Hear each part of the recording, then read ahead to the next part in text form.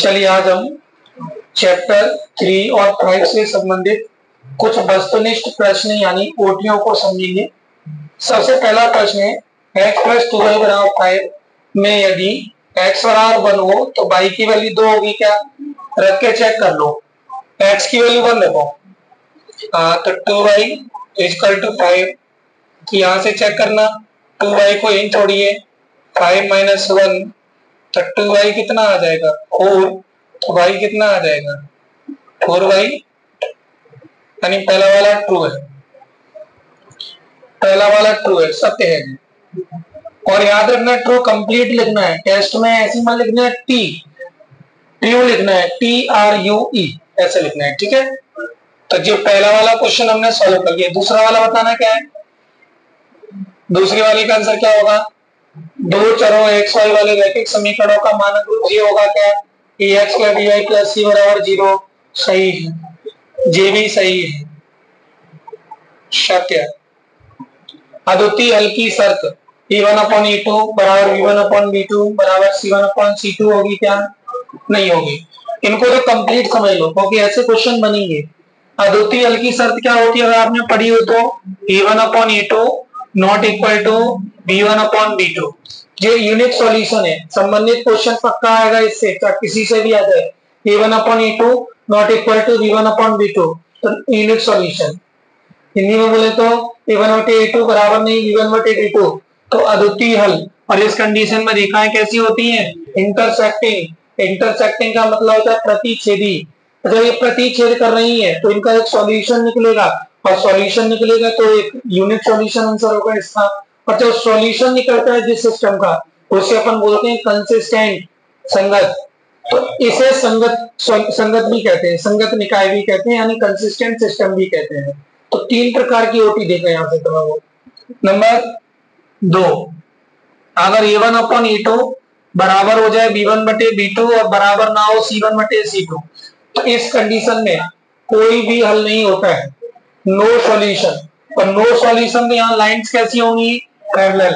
और parallel lines कभी भी मिलेंगी क्या, नहीं मिलेंगी। तो इसे बोलते हैं इनकंसिस्टेंट यानी असंगत। क्या बोलते हैं इसे, इनकंसिस्टेंट यानी असंगत।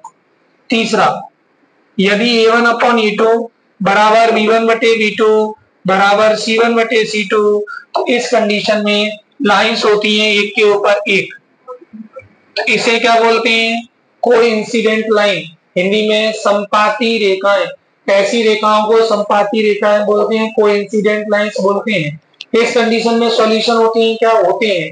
कितने होते हैं, इनफाइनाइटली मेनी सॉल्यूशंस, अनंतता अनेक हल होते हैं। और अनंतता अनेक हल की कंडीशन है a1 upon a2 equal b1 upon b2 equal c1 upon c2। Clear इतनी बात। तो दूसरे नंबर पे तीसरे नंबर का ये क्वेश्चन है, उसका आंसर क्या होगा, फॉल्स। तो ये नहीं, कंडीशन की यही नहीं है, असत्य। 1 2 1 3 एक समांतर श्रेणी है क्या, देखो 2 में से 1 गई तो कितना बचता है, 1 में से 2 गई तो -1 बचता है, कि गलत हो गया, तो इसका मतलब फॉल्स।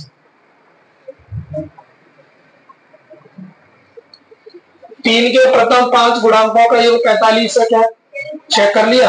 पहला गुणांक क्या होगा, इसका मतलब फर्स्ट 3, दूसरा होगा 6, फिर 9, फिर 12, फिर 15। जोड़ना इन सबको, हो रहे हैं ना 9 6 15, 15 15 30 45, सही है। इसका मतलब ट्रू है।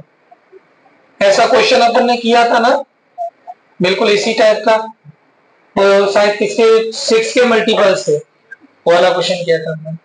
समांतर श्रेणी का व्यापक रूप लिखिए, व्यापक रूप पूछा है आपसे, तो क्या होगा समांतर का, a plus D, a plus 2d, a plus 3d, इसे बोलते हैं हम जनरल फॉर्म। इसी को स्टैंडर्ड फॉर्म भी कह देता है। किसी एपी का अनुपात ज्ञात करने का सूत्र लिखिए, क्या समांतर श्रेणी का व्यापक रूप पूछ रहे हैं, an का फॉर्मूला ये वाला है, लास्ट में लिख सकते हैं आप, लेकिन इतना ही लिख दो, a plus D, a plus 2d, a plus 3d, continue चलेगा ये तो, ठीक है। किसी एपी का अनुपात ज्ञात करने का सूत्र an बराबर a plus n minus 1d।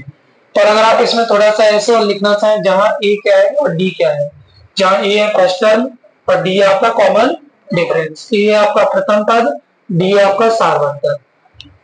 Next 2√2 0 का अगला पद क्या होगा next term?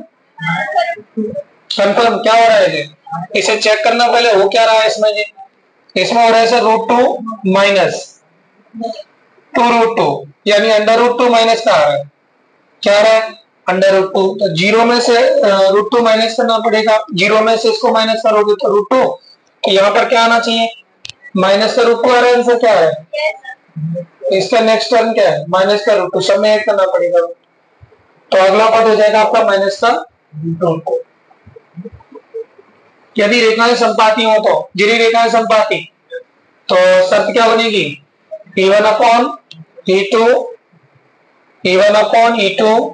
Equal B1/B2 equal C1/C2। यदि रेखाएं संपाती हो तो शर्त क्या होगी? प्रश्न ये इफ लाइंस आर पैरेलल। अच्छा इंग्लिश में पैरेलल लिख दिया है, इसे कोइंसिडेंट लिख लो। क्या लिख लोगे? कोइंसिडेंट। अब समझ में आई कि नहीं? हिंदी में संपाती लिखा है, इंग्लिश में कोइंसिडेंट ही तो आएगा उसका आंसर। तो आपका आंसर बन जाएगा A1/E2 not equal to B1/B2 equal to C1/C2। Coincident था और उसमें मिस्टेक हो गई थी। यदि A1/E2 not equal to B1/B2 तो निकाय का हल क्या होगा? निकाय का हल पूछा है, हल क्या होगा? हल ये यूनिक सॉल्यूशन। क्या होगा इसका आंसर? Unique solution. हिंदी में क्या बोलेंगे इसे? अद्वितीय हल। समझ पा रहे हो चीजों को? घर जाके इसे रिपीट करना जरूर।